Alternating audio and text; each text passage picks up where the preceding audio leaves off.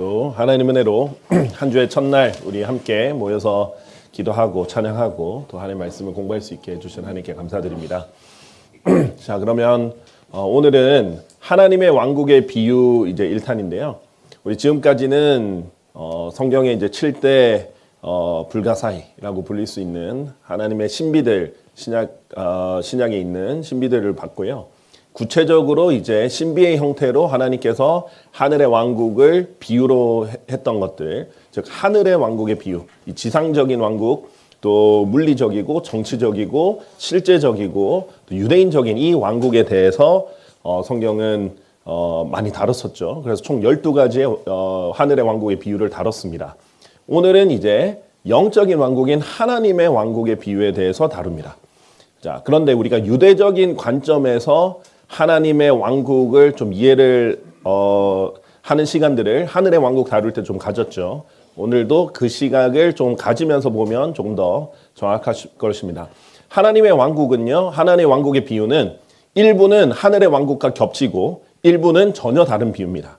그래서 겹치는 비유는 언급만 하고 넘어갈 것이고요. 왜냐하면 하늘의 왕국의 비유에서 다뤘기 때문에 하나님의 왕국의 비유만 해당되는 하늘의 왕국의 비유와 다른 하나님의 왕국의 비유에 대해서 하나님께서는 이런 신비들, 불가사의들을 비유를 통해서 하나님께서 많이 설명해 주시거든요. 그 부분을 오늘 첫 번째 시간으로 보도록 하겠습니다. 자, 하나님 왕국의 비유의 첫 번째 보면 회개한 죄인과 이제 위선자를 이렇게 보실 수 있는데 이 비유의 이름은 두 아들의 비유입니다. 마태복음에 있기 때문에 이 내용 자체는 그렇게 어렵지 않고 많이 친숙한 내용일 겁니다. 그런데 교리적 의미가 매우 중요한 부분이기 때문에 우리가 성경을 공부하는 가장 큰 이유가 하나님의 말씀이 성경 기록들이 주어지는 첫 번째 이유인 교리잖아요. 그 교리를 알아야 더 정확하게 이제 책망과 바로잡음 또 의로흥회하는 모든 것들이 제대로 이루어질 수 있기 때문에 그렇습니다. 그래서 우리가 보통 설교하거나 하나님의 말씀 선포할 때는 그 교훈 위주, 책망 위주로 가는 것이고요. 이 성경 공부할 때는 교리 위주로 가게 됩니다. 마태복음 21장에 등장하는데 28절에서 32절 이 네 구절로 이루어진 짧은 구절입니다. 다섯 구절로 이루어진 짧은 구절인데 한번 볼게요. 그러나 너희는 어떻게 생각하느냐? 어떤 사람에게 두 아들이 있었는데 그가 첫째에게 가서 말하기를 아들아 오늘은 나의 포도원에 가서 일하라 하였느니라. 그가 대답하여 말하기를 저는 가지 않겠나이다 하였으나 그 뒤에 그가 돌이켜서 갔느니라. 그런 다음에 그는 둘째에게 가서 이와 같이 말하였느니라. 그러자 그가 대답하여 말하기를 아버님 저는 가겠습니다 하였느니라. 그러고는 가지 않았느니라. 그들 두 사람 중에 어느 쪽이 자기 아버지의 뜻을 행한 것이냐. 자, 예수님께서 질문을 하십니다. 그런데 예수님께서 질문하는 게 아주 어려운 게 아니에요. 아주 상식적이고 일반적인 사람들 모두 대답할 수 있는 거예요. 첫째는 가지 않겠습니다 하고 돌이켜서 갔어요.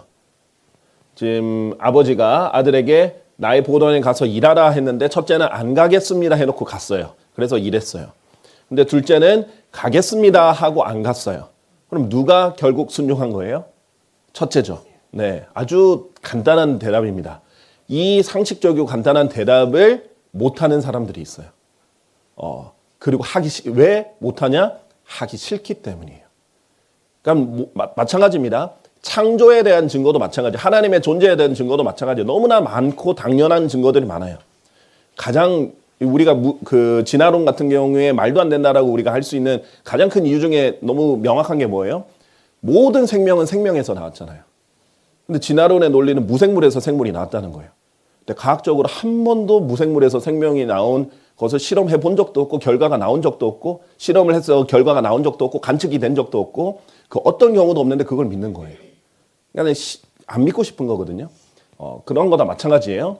그들이 그분께 말씀드리기를 첫째는 이다 하니라. 예수님께서 그들에게 이같이 말씀하시나 진실로 내가 너에게 말하노니 세리들과 장녀들이 너희보다 먼저 하나님의 왕국 안으로 들어가느니라. 이는 요한이 의의 길로 너에게 왔는데, 자, 오늘 포인트는 바로 이것입니다. 침례자 요한, 이 침례자 요한과 이 세리들과 장녀들 그리고 너희라고 불리는 그룹입니다. 이는 요한이 의의 길로 너에게 왔는데 너희는 그를 믿지 아니하였으나 세리들과 장녀들은 그를 믿었기 때문이라. 그리고 곧 너희가 그것을 보았을 때 그 후에도 너희는 그를 믿으려고 회개하지 않았느니라. 자, 이 장면입니다. 우리 중요한 인물인 침례자 요한. 침례자 요한의 사역이 예수님의 이 공생의 사역, 이 지상 사역에서 매우 중요한 인물로 부각이 됩니다. 그리고 두 대상을 나눴죠. 세리들과 장녀들, 그리고 너희라고 불리는 대상들입니다. 자, 이 문맥을 먼저 볼게요. 우리 28절부터 시작한 두 아들의 비유잖아요. 바로 앞에 문맥은 어떤 일이 있었냐면요. 이후에 그분께서 성전 안으로 들어오셨을 때 수석 제사장들과 백성의 장로들이 그분께서 가르치시는 도중에 그분께 나와 말씀드리기를 무례하죠. 가르치고 있는데 도중에 딱 와가지고 말을 하는 거예요. 끼어든 겁니다. 당신은 무슨 권위로 이런 일들을 행하는가? 또 누가 당신에게 이 권위를 주었는가 하였더라. 그러자 예수님께서 그들에게 대답하여 이같이 말씀하셨느니라. 지금 예수님이 성전, 나중에 문맥들 좀 더 보겠지만 성전 안에 들어오셨을 때 백성들이 환호했던 상황이고 또 성전에서 가르치시는 상황이에요. 그런데 이것이 싫은 거예요. 그래서 무슨 권위로 이런 일을 행하는가 이렇게 따지고 있습니다.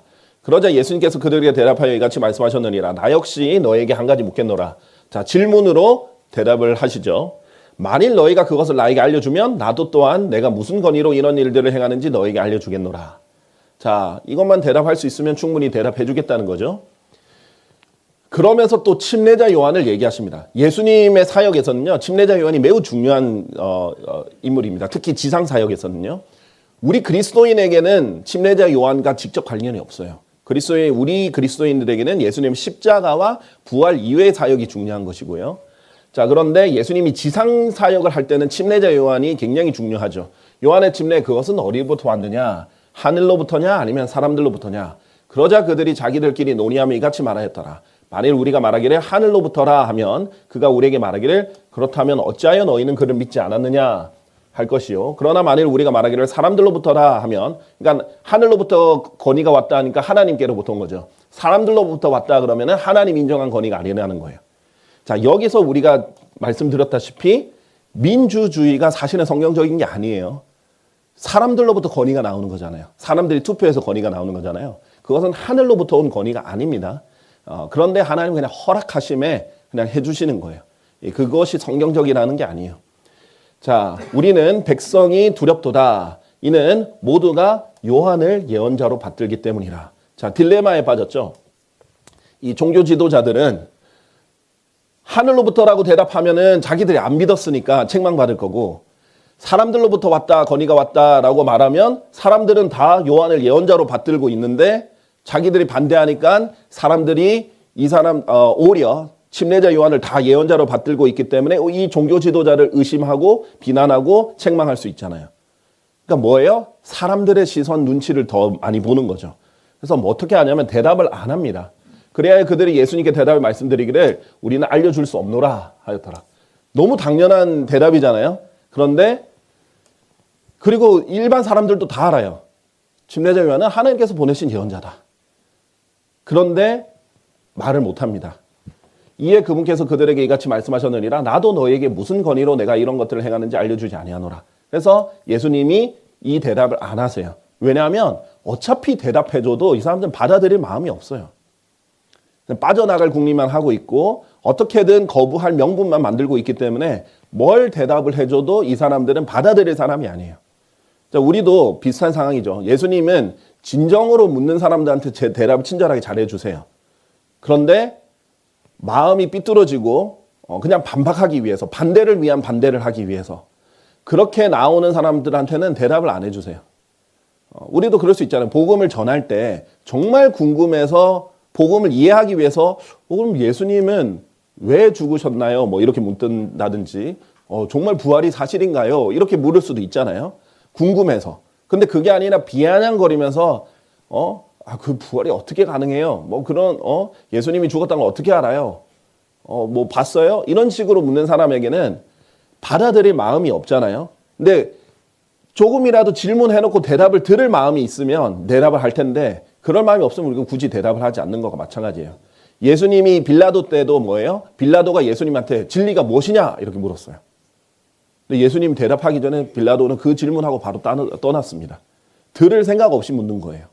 자, 그래서 이런 상황에서 예수님도 이렇게 현명하게 처신하셨는데 바로 이 구절들, 23절이 아니죠? 28절부터입니다.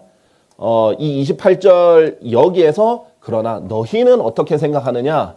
이제 예수님이 역으로 이 사람들의 생각을 묻는 거예요. 어떤 사람에게 두 아들이 있었는데 라고 얘기를 하시는 겁니다. 자, 무슨 말이냐면 이 너희는 누구냐? 수석 제사장들, 장로들, 바리새파 사람들, 서기관들 이 사람들입니다. 이 사람들한테 아주 상식적인 질문을 했는데 그래서 정말 누구나 대답할 수 있는 질문을 했고 그걸 받아들이면 자기들이 지금 회개하지 않고 순종하지 않는 그 둘째 아들과 같다라는 것을 알게 되는데 그렇게 인정하지 않는 거죠. 하기 싫으니까. 자, 그런 상황이라는 걸 알고 보겠습니다. 자, 침례자 요한의 중요성에 대해서 조금 더 보도록 할게요. 누가복음 7장 29절에서 30절. 그리하여 그분의 말씀을 들은 모든 백성과 세리들이 이 하나님의 말씀을 예수님의 말씀을 들은 모든 백성과 세리들이 요한의 침례로 침례를 받음으로써 하나님의 정당하심을 입증하였더라. 하나님께서 이렇게 하시는 것이 정당하다라는 걸 몸소 입증을 한 거예요. 자, 요한의 침례로 침례를 받아서 하나님께 영광을 돌린 사람들이 있고요. 그러나 종교 지도자들인 바리새파 사람들과 율법사들은 그에게 침례를 받지 않음으로써 자신들을 거슬러 하나님의 계획을 거절하였더라. 침례자 요한의 이 등장이 얼마나 중요하냐면 이것을 통해서 하나님 편인지 하나님을 거절하는 편인지가 드러나는 거예요. 그래서 실제로 침례자 요한의 침례를 받은 사람들은 예수님을 잘 받아들여요. 근데 거절한 사람들은 나중에 회개하지 않는 이상은 안 받아들이는 그 기로가 되는 거예요. 그래서 침례자 요한은 기적을 행한 게 아니에요. 어떤 기적을 행하지도 않고 그냥 강력하게 선포했을 뿐이에요. 근데 그 말씀으로도 사람들은 이게 하나의 말씀이라는 걸 아는 거예요. 그리고 심지어는 이제 침례자 요한의 그 침례의 목적 중에 가장 큰 목적 중에 하나가 뭐냐면 지금 침례자 요한이 하는 말이에요. 요한복음에서 그분께서 이스라엘에게 예수님이죠. 메시아죠. 이스라엘에게 명백히 나타나셔야 하므로 내가 와서 물로 침례를 주노라. 예수님을 알리기 위한 예수님을 나타내기 위한 침례를 주는 겁니다. 자, 그래서 지금 침례자 요한의 침례는 메시아 이제 곧 오실 것이다. 이제 나 뒤에로 오실 건데 내가 그분의 길을 예비하는 것이다. 그래서 그분은 나는 물로 침례를 주지만 그분은 성령으로 침례를 주고 또 불로 침례를 주시는 분이기 때문에 그분은 쉽게 말하면 우리가 성령 침례, 불 침례 알죠? 구원을 받아서 하나님의 곳간으로 드릴 수 있는 분이고 너희를 아니면 쭉정이 열매 없는 쭉정이 같은 경우에는 불로 태울 수 있는 분이기 때문에 그분을 받아들이려면 일단 지금 회개하고 빨리 침례를 받아. 그러면서 메시아를 알리는 것이 침례자 요한의 침례의 목적이었어요. 자, 그래서 마태복음 3장에 보면 워낙 침례자 요한의 그 선포와 등장은 센세이션했고 이 이스라엘 사람들에게 다 알려졌기 때문에 궁금해서 많은 수의 바리새파 사람들과 사두개파 사람들 신학적으로 보면 보수주의 신학자들인지 아니면 자유주의 신학자들인지 종교 지도자들인데 신학의 파가 나뉘는 거죠. 그에게 침례를 받으러 오는 것을 보자. 그가 그들에게 이같이 말했더라. 침례자 요한에게 침례 받으러 왔었어요. 수많은 종교 지도자들이. 그러니까 워낙 다들 받고 워낙 다 너무나 명확하게 예언자로 받아들이기 때문에 자기들도 어쩔 수 없이 사람들 눈치 보면서 갔겠죠. 그런데 이때 침례자 요한이 이렇게 말합니다. 오 독사들의 세대야. 누가 너에게 다가오는 진노로부터 도망하라고 경고하였느냐. 아주 대단한 선포자죠. 강력하게 그래도 자기 이렇게 침례받으러 온 사람인데 좀 좋게 얘기하는 게 아니라 아주 강력하게 책망을 합니다. 근데 예수님도 그래요. 예수님도 이들에게는 엄청난 책임들이 있잖아요. 그러니까 강력하게 책망부터 합니다. 그리고 제시를 해요. 솔루션. 회개에 알맞는 열매들을 내고 너희 속으로 말하기를 우리는 아브라함을 우리의 조상으로 두고 있노라 하고 생각하지 말라. 그러니까 지금 자신만만하거든요. 우리는 선택받은 민족이고 나는 아브라함의 자손이고 나는 율법을 눈에 보이는 것들은 다 철저히 지키는 사람이야. 이렇게 하지 말고 회개에 알맞는 열매들을 내라. 이렇게 합니다. 이는 하나님께서 이 돌들로 아브라함에게 자녀들을 일으키실 수 있다고 내가 너에게 말하기 때문이라. 너희 정말 이 육체적으로 탄생은 아무것도 아니야. 돌들도 하나님께서 아브라함 자손 만들 수 있어. 그리고 이제 또한 도끼가 근데 너에게 진노가 임박했다는 걸 알려주는 거예요. 도끼가 나무들의 뿌리에 놓여 있노라. 그러므로 좋은 열매를 내지 아니하는 나무마다 찍혀 쓰러지고 불 속에 던져지느니라. 나는 정녕 회개에 이르게 하기 위하여 너에게 물로 침례를 주노라. 근데 이제 내 뒤에 오시는 분은 성령으로 침례 주시고 또 불로 침례 주신다. 이 얘기를 하는 거죠. 자, 바리새파 사람들은 회개 없이 형식적으로 눈에 보이는 침례를 받으려고 했던 거예요. 왜? 사람들 다 받으니까. 또 사람들 다 인정하는 침례자 요한이 선포를 하니까. 바리새파 사람들, 이 당시에 종교 지도자들의 특징은 뭐냐면 눈에 보이는 건 다 지켜요. 눈에 보이는 것은 가도아리만큼 지킵니다. 심지어 성경에 말하지 않은 것도 더 이렇게 규례를 더 만들어 가지고 지켜요. 그러니까 사람들에게 보이는 게 매우 중요한 겁니다. 그런데 속은 하나님께서 회칠한 무덤이라고, 사악하고 위선이 가득하고 교만하고 죽이려고 하고 이런 것들 정죄하려고 하고 이런 것들이 가득하기 때문에 회개를 해야 된다는 거죠. 하나님께서 이런 겉으로 보이는 것보다 마음의 순종이 더 중요하다는 것을 이제 알려주시는데, 이들은 결국 한번 시도는 했어요. 그런데 회개 없이 그냥 겉으로 보이는 것에만 받으려고 하다가 거절당한 거예요. 사실은 거절당한 게 아니라 솔루션도 준 거거든요. 근데 회개하지 않고 결국은 이 침례자 요한을 거절합니다. 왜? 자기들이 거절당했으니까. 차라리 교만하지 않고 겸손했으면 그 말을 했을 때 네, 지금이라도 회개하겠습니다 해서 회개하고 침례자 요한의 침례를 받으면 되는데, 교만해서 안 했던 거예요. 그러니까 이 사람들이 이제 우리의 적인 겁니다. 그래서 바리새파 사람들은 공개적으로 침례자 요한을 공격하고 있었고, 침례자 요한이 제시한 예수님도 못마땅하게 생각하고 있었던 상황이에요. 나중에 돼서는 예수님이 이들을 안 받아들이니까, 종교 지도자들을 안 받아들이니까 결국은 예수님까지 거부하고 죽이는 상황까지 가는 겁니다. 교만이 이렇게 무서운 것이죠. 자, 그래서 이 마태복음 21장 32절에 두 아들의 이 비유에서 예수님께서 이렇게 말씀하시는 거죠. 이는 요한이 의의 길로 너에게 왔는데 너희는 그를 믿지 아니하였으나 세리들과 장녀들은 그를 믿었기 때문이라. 그리고 곧 너희가 그것을 보았을 때 그 후에도 너희는 그를 믿으려고 회개하지 않았느니라. 둘째 아들이다 너희가, 종교 지도자들이 이렇게 얘기하는 상황입니다. 자, 그럼 첫째 아들은 누구를 말하는 것이냐?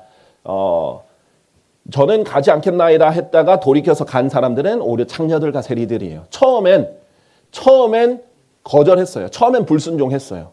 그런데 나중에 회개해서 순종을 했어요. 그러니까 회개가 그만큼 강력한 거예요. 왜냐하면 세리들은 매국노들입니다. 로마 제국 치하에서 나라들을 팔아먹고 자기 민족들을 고혈을 빨아먹어서 세금을 더 착취해가지고 이 로마 제국에 바치고 자기들 이익을 챙기는 악독한 사람들이에요. 창녀들도 마찬가지죠. 죄인들의 대명사예요. 이 남자 죄인들, 여자 죄인들의 대명사가 세리들과 창녀들이에요. 그런데 그런 악독한 죄인들이라도, 눈에 보이는 큰 죄인들이라도 회개하고 순종하면 결국 순종한 거다라고 알려주시는 거예요. 자, 그런데 여기에 나의 포도원에 가서 일하라 했죠. 자, 여기서부터 아주 교리적으로 더 중요하게 들어갑니다. 교리적으로 중요한 키워드 첫 번째는 침례자 요한이에요. 두 번째 키워드는 나의 포도원입니다. 자, 포도원은요, 이 팔레스타인 땅, 즉 이스라엘, 가나안 땅입니다. 가나안 땅. 약속된 다윗의 보좌가 있는 왕국이 세워질 자리, 이 포도원을 말해요. 그래서 예수님이 말씀하실 때, 포도원 얘기하실 때 이 구약 성경들을 인용을 그대로 합니다. 왜냐하면 이스라엘 사람들에게 말하니까 이스라엘 사람들은 구약 성경을 알잖아요. 하나님께서 직접 만군의 주의 포도원은 이스라엘 집이다 이렇게 얘기했어요. 그 포도원의 개개인의 나무들, 초목들은 유다 사람들, 개개인의 사람들이다 라고 말하는 거예요. 하나님께서 그래서 열매 맺는 사람들, 나무들은 개개인이고, 그 다음에 포도원 전체는 이스라엘 집이다 라고 한 거예요. 그러니까 사실 매우 유대인적인 말이죠. 한 번도 교회를 포도원에 비유하신 적이 없어요, 성경에서. 교회는 포도원에 비유되지 않습니다. 우리에게 개인적으로 좀 영적으로 적용할 때는 예수님이 포도나무고 우리는 그 개별적인 가지들까지 적용할 수 있어도, 사실 더 직접적인 그리스도인들을 위한 비유는 뭐예요? 예수 그리스도의 몸의 지체들인 거죠. 그렇지만 우리 전체 교회는 포도원으로 비유된 적이 없습니다. 자, 이사야서 5장 1절도 이제 나는 나의 사랑을 크게 받는 자에게 그의 포도원에 가나요. 나의 사랑을 받는 자의 노래를 불러주겠노라. 나의 사랑을 크게 받는 자는 열매를 맺는 언덕 속에 포도원을 가졌노라. 자, 이스라엘이고 하나님의 소유인 거죠. 자, 그래서 첫째는 이 이스라엘에서 이 공적으로 죄인 취급을 받던 자들인 세리와 창녀들입니다. 자, 신약시대 교회 시대에는요, 모든 사람이 다 죄인이다 로마서 3장에 있는 것처럼 의로운 자는 없나니 없도다 한 사람도 없도다. 그리고 모든 사람이 죄를 지었다. 이렇게 얘기를 해요. 그러나 그것은 예수 그리스도라는 완벽한 의가 제시되었을 때의 상황이에요. 구약적 개념에서는 의인, 죄인이 나눠져 있습니다. 그래서 대표적인 죄인들이 있죠. 지금 우리 같은 경우에는 모두가 죄인이다 이렇게 얘기할 텐데 사람들은 세리와 장녀들이 죄인이다 이렇게 생각하는 거예요. 그런데 예수님이 이것을 깨부수시는 겁니다. 자, 처음에는 하나님을 거절하고 불순종했지만 나중에 요한의 회개의 메시지를 듣고 돌이켜서 복음을 믿은 사람들이죠. 자, 그래서 결국 하나님 원하시는 거는 겉으로 보이는 외적 종교 행위가 아니라 결국은 마음의 순종과 회개를 원하시는 겁니다. 죄를 당연히 안 짓기를 원하시지만 지었으면 회개하고 순종하라는 거죠. 자, 그래서 마태복음 9장 13절에 보면 희생제물 같이 겉으로 보이는 이런 드리는 것뿐만 보다 더 원하시는 게 자비다. 실제적인 이런 의로운 자비다. 하는 그 말이 무엇을 의미하는지 배우라. 이 바리새파 사람들에게 한 거예요. 예수님께서. 왜냐하면 바리새파 사람들은 안식일에 병든 자를 치유해줬다고 정죄해서 죽이려고 그랬거든요. 근데 예수님이 너희 좀 생각 좀 바로 해. 아니 지금 너희 형제가 아파서 죽어가고 있고 힘들어하는데 이 사람이 나았으면 기뻐해줘야지. 지금 안식일을 어겼다고 죽이려고 하고 있냐. 제정신이 아니잖아요. 그렇잖아요. 이 종교에 심취해버리면 그러니까 하나님의 말씀이 아닌 종교 자체에 심취해버리면 이렇게 극단적으로 갑니다. 그래서 이 사이비 종교 이런 것들도 무서운 거고 왜냐하면 정말 상식적이지 않은 것을 그 종교의 이름으로 행하는 거예요. 이렇게 무서운 일들을 하는 거죠. 자비를 베풀어야 되는데 오히려 죽일 생각을 하고 있으니까. 그래서 이는 내가 의로운 자들을 부르러 온 것이 아니요 다만 죄인들을 불러 회개에 이르게 하려고 온 것이다. 예수님은 목적은 죄인들 빨리 다 죽여서 지옥 보내는 게 목적이 아니라 회개해서 구원받게 해주려고 그렇게 희생하려고 오신 거란 말이죠.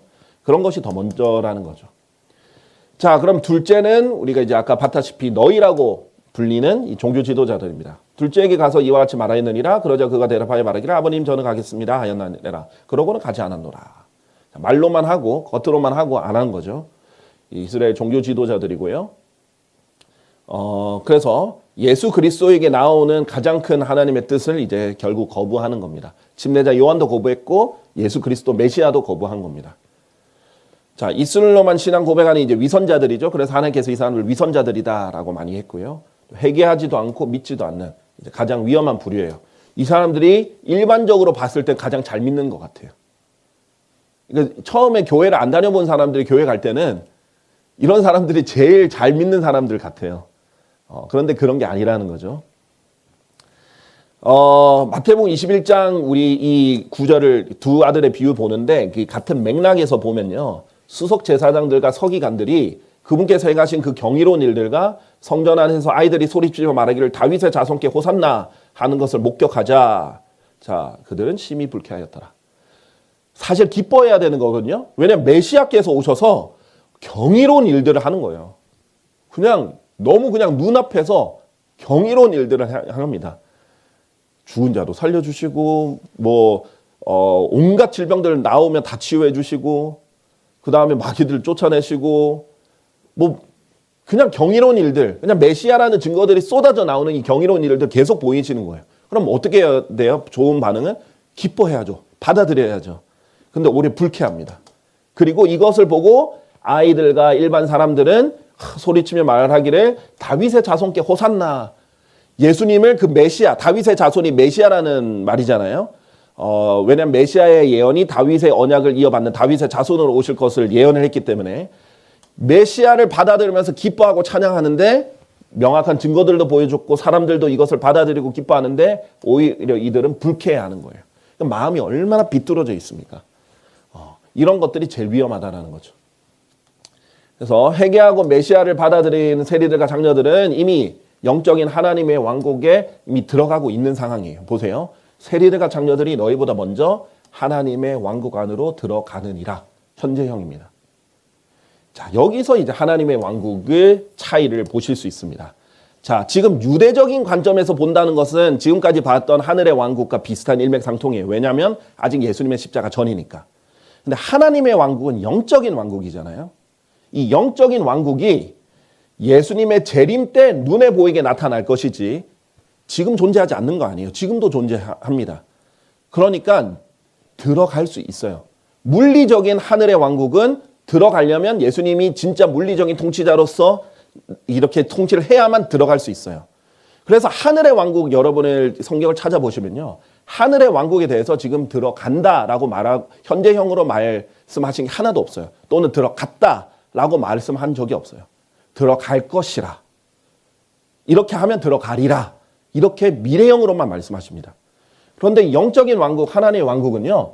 이제 들어간다 이거예요. 계속 들어가는 거예요. 들어가고 있는 거예요. 왜? 이 사람들이 회개하고 메시아를 받아들이니까. 자, 이 차이가 큽니다. 자, 우리가 알다시피 하나님 왕국의 기본 정의는 영적인 왕국이에요. 하나님 왕국은 먹는 것과 마시는 것 같이 물리적인 게 아니라 다만 성령님 안에서 의와 화평과 즐거움이다. 영적인 왕국이죠. 그런데 이것이 나중에 천년 왕국 때 눈에 보이게 나타나는 거예요. 영적인 것들이 이제 눈에 보이게 나타나는 것들이 되고 천년 왕국에서 하늘의 왕국과 하나가 돼서 공통점이 있을 뿐이지 핵심은 영적 왕국입니다. 그래서 어떤 물리적인 절차 없이도 들어갈 수 있는 거예요. 그래서 다시 태어나면 우리 하나님의 왕국에 들어간다라고 말씀하셨죠. 자, 그래서 이것을 여러분이 보시면 침례자 요한의 사역은 매우 구약적이기 때문에 여러분 자세히 보시면 침례자 요한은 하늘의 왕국만 선포합니다. 침례자 요한은 하나님의 왕국을 선포하진 않아요. 그런데 침례자 요한이 감옥에 갇혀요. 원래 사람들이 다 받아들이고 그럼 이제 엘리야가 될 수도 있는 상황이었고 이렇게 일사천리로 초리가 재림이 이렇게 떨어질 필요가 없었던 상황이거든요. 왕국이 곧 임할 수 있는 상황이었고 그래서 왕국이 가까웠다라고 한 거였어요. 하늘의 왕국이. 그런데 갇히고 나서는 예수님께서 하나님의 왕국 복음을 선포하십니다. 갇히기 전에는 예수님도 하늘의 왕국 복음을 선포하세요. 그리고 하늘의 왕국에 대해서 계속 전파하면서 계속 거부당하고 있잖아요. 그러면서 점점 하나님의 왕국을 더 많이 선포하시고 나중에 하늘의 왕국을 거부당하니까 신비의 형태로 거부당한 하늘의 왕국을 설명을 또 하세요. 이게 과도기라는 겁니다. 이게 처음부터 딱 무자르듯이 하늘의 왕국 거절됐네? 이제부터는 하나님의 왕국 이게 아니라 이렇게 겹쳐가면서 같이 선포가 되는데 결국은 하나님의 왕국으로 포인트가 이동을 하는 거예요. 왜냐하면 하늘의 왕국 완전히 거부당하면서 예수는 십자가에 못 박았기 때문에. 자, 그래서 하나님의 왕국에 가까웠노라 너희는 회개하고 복음을 믿으라 이렇게 얘기를 하십니다. 자, 그리고 우리 이제 오해하지 말 것은 세리들과 장로들 너희보다 먼저 하나님의 왕국 안으로 들어가느니라 이게 그럼 너희는 나중에 들어갈 거야 라는 말은 아닙니다. 회개해야 세리들과 장로들처럼 회개하고 메시아를 받아들여야 들어간다는 거고 지금 먼저 들어가고 있다라는 겁니다. 자, 그러면 이들은 이제 요한도 거절하고 이 종교 지도자들은 회개도 거절했으며 지금은 하나님의 아들을 거부하고 있는 거예요. 이제 남은 건 심판뿐인 거예요. 이 부분에 대해서 하나님께서 여러 가지로 표기했는데 바로 이 동일한 장인 마태복음 21장에 무화과 나무를 설명하시면서 열매 없는 무화과 나무를 저주하십니다. 동일한 21장이죠. 그러다가 그분께서 한 무화과 나무를 길에서 보셨을 때 그것에 친히 다가오셨는데 오로지 잎사귀들 외에는 거기서 아무것도 발견하지 못하셨더라. 뭐예요? 겉으로 보이는 잎사귀들은 엄청 많은데 실제적인 알맹이가 아무것도 없어요. 열매가 없는 거죠. 그리하여 그것에게 말씀하시기를 이후부터는 영원토록 너에게서 아무 열매도 자라지 않을지어다 하셨느니라. 그러자 그 무화과 나무가 이내 시들어 버렸더라. 무화과 나무는 이스라엘을 표현하기도 하는 거죠. 근데 열매 없는 이스라엘 사람들을 표현하는 겁니다. 그래서 이 종교 지도자는 열매를 내지 않았잖아요. 회개에 알맞은 열매를 내지 않은 사람들로서 하나님께서 이제 저주를 선포하시는 겁니다. 왜냐하면 이들이 처음에는 간을 봅니다. 와가지고 대답도 잘 안 해요. 간을 계속 보다가 나중에 점점 자기들을 타겟팅해가지고 예수님께서 계속 설명하고 반대하는 것을 보니까 마음을 완전히 잡고 예수님이 이제 공격하고 반대하고 죽이려고 합니다. 이미 그런 상황이기 때문에 이들은 돌이킬 수 없는 상황이에요. 열매 맺지 못하는 무화과 나무를 이제 영원토록 열매 맺지 못하게 시들어버리게 하신 거예요. 이미 심판을 선언하신 겁니다. 자, 그렇기 때문에 이 당시 상황을 보면요. 이 종교 지도자들은요. 예수님이 행한 이적들을 보고도 어떻게 해요? 거부하고 싶으니까 기적의 논리를 만들어냅니다. 베엘제붑에 들려있다. 그러니까 사탄의 또 다른 의미죠. 사탄이 들려서 그 사탄의 하수인인 마귀들을 쫓아내는 것이다. 기적의 논리를 만들어내요. 오직 거부하고 싶었으면 그런 너무나 명확한 기적들과 이 마귀들이 쫓겨나는 것까지 반대할 구실을 찾아서 만든 거예요. 그러나 성령을 대적하여 신성 모독하는 자는 결탄코 용서받지 못할 것이요 오래 영존하는 형벌의 심판에 위에 처하느니라. 어떤 사람들이 이 당시 예수님 당시 용서를 못 받냐면 예수님이 명확하게 메시아라는 증거들, 성경에서 예언되어 있던 예언되어 있던 증거들을 보여주면서 이적들과 기적들을 행해요. 그래서 예수님이 하시는 거예요. 자, 그런데 이것을 오히려 마귀 들렸다, 마귀 들려서 한 거다. 이러면 성령을 대적하여 신성 모독하는 자라는 거예요. 왜냐하면 성령님의 하나님의 영으로 행한 일인데 마귀의 영으로 했다라고 말하니까 이게 방언을 모독한 게 성령님을 모독한 게 절대 아니에요. 예수 그리스도 보세요. 여기서 답이 나오잖아요. 이는 그들이 말하기를 그는 한 불결한 영을 지녔도다. 예수님이 불결한 영을 지녔고 마귀의 영으로 쫓아냈다라고 하니까 성령님의 역사를 예수님이 한 성령님의 역사를 모독한 것을 말하는 거예요. 우리 개개인의 성령의 역사를 말한 게 아니라 메시아의 성령의 역사를 모독하기 때문이에요. 그러니까 이들은 이미 용서받지 못한 죄들까지도 저질러 버린 거예요. 갈 때까지 간 겁니다. 침례자 요한 때 기회가 있었는데 회개하지 않았고 예수님 때 메시아 때 거부할 뿐만 아니라 이제 예수님을 대적까지 하다 보니까 눈에 보이는 메시아까지 대적을 했기 때문에 이 당시 사람들은 용서받지 못하는 이 신성모독죄, 성령을 거스르는 신성모독죄를 하게 된 거예요. 그래서 이미 선언이 된 겁니다. 너희들은 이제 열매 없는 무화과 나무니까 영원히 이제 열매 맺지 못할 거고 저주를 내립니다. 자, 그런 맥락에 있다는 것을 알려주시면 돼요. 그래서 이게 침례자 요한이 미리 경고했던 거죠. 이제 도끼가 나무들의 뿌리에 놓여있다. 이제 곧 찍힌다. 곧 찍힌다. 그러므로 좋은 열매를 내지 아니하는 나무마다 무화과 나무 열매가 없잖아요. 찍혀 쓰러지고 불 속에 던져지느니라. 이 불이 뭐예요? 열매 없는 쭉정이. 원래 곡식은 열매가 있어야 되잖아요. 근데 열매가 없이 껍질만 있는 걸 쭉정이라고 하죠. 그분께서는 꺼지지 않는 불로 태워버리시리라. 미리 침례자 요한이 경고했어요. 너희 이렇게 지금 회개하지 않으면 너희 이제 지옥 가게 돼. 이렇게까지 얘기를 했는데도 결국 회개하지 않았던 것입니다. 자, 그래서 이 두 아들의 비유는요. 내용은 단순합니다. 심플. 교훈만 받으려고 하면 심플해요. 근데 교리적으로 먼저 봐야 이게 제대로 되는데 왜 그런지 이 부분을 설명할게요. 두 아들의 비유가 일단 교리적으로 십자가 이전이다. 신약시대가 아니라는 것. 구약시대고 하나님의 포도원인 이스라엘에게 한 것이다. 교회에게 한 말이 아니라는 거예요. 이걸 왜 강조하는지 보세요. 하나님의 왕국에 들어가는 조건이 있는데 회개의 열매들을 내고 메시아를 받아들이는 거예요. 자, 이것을 교회 시대에 잘못 적용하면 어떻게 될까요? 주재권 구원이 됩니다. 롤십 셀베이션이 되는 거예요. 이거 안 나누면 지금 흔히들 가장 복음을 교묘하게 방해하는 요소들이죠. 주재권 구원이 되는 거예요. 아, 너희가 예수님을 진정하게 믿으려면은 회개 열매들을 반드시 내고 믿어야 진짜 믿는 것이다. 예수님을 구원자로만 믿는 게 아니라 정말 주님으로 믿으려면 종의 삶을 살아내야 된다라는 것을 구원의 조건으로 제시하는 거예요. 당연히 우리가 구원 받고 나서는 주님을 잘 섬겨야죠. 제자의 삶을 살아야죠. 근데 마치 제자의 삶을 살아야 열매를 내야 구원받을 수 있다라고 하는 것은 행위를 전제하는 것입니다. 매우 위험한 거예요. 왜냐하면 교회 시대는요. 어떤 행위도 예수 그리스도를 믿는데 전제 조건이 되지 않습니다. 보세요. 회개에 알맞은 열매들을 내라라고 했잖아요. 그러면서 이제 마태복음 3장 보면 구체적인 행위들도 얘기해요. 군인들 같은 경우는 사람들 압제하고 폭력을 쓰지 말고 그 다음에 세리들 같은 경우는 빨리 돈은 돌려주고 이런 사람들에게 구체적으로 그 회개의 열매들, 행동들을 하라고 얘기를 하는 거거든요. 그럼 매우 이스라엘적 상황입니다. 이스라엘은 아직 자기 믿음, 자기 의가 있는 시대이고 예수님이 죽어서 하나님의 의가 제시되지 않았던 시대이기 때문에 아직 그것이 중요해요. 그래야 제대로 믿고 받아들일 수 있는 상황이 되는 것입니다. 그래서 교회 시대에 선포되는 하나님의 은혜 복음, 이 복음도 다르죠. 이 사람들에게는 왕국 복음이지만 우리에게는 하나님의 은혜 복음입니다. 교회 시대 복음의 이름이죠. 회개는 예수 그리스도를 믿지 않는 죄에서 돌이켜 예수 그리스도를 믿는 거예요. 어떤 구체적인 행동을 뭐 너는 담배 끊어, 너는 술 끊어, 너는 뭐 이렇게 해야 구원받아. 이렇게 해서 조건을 다는 게 아니에요. 그러면은 누가 구원받을 수 있어요? 모든 죄를 다 끊고 구원받을 수 있다면 누가 구원받을 수 있어요? 그리고 그것이 가능하다면, 예수님 믿기 전에 가능하다면 예수는 왜 믿어요? 우리가 못하니까 지옥 갈 수밖에 없는 죄인이니까 예수를 믿는 거잖아요.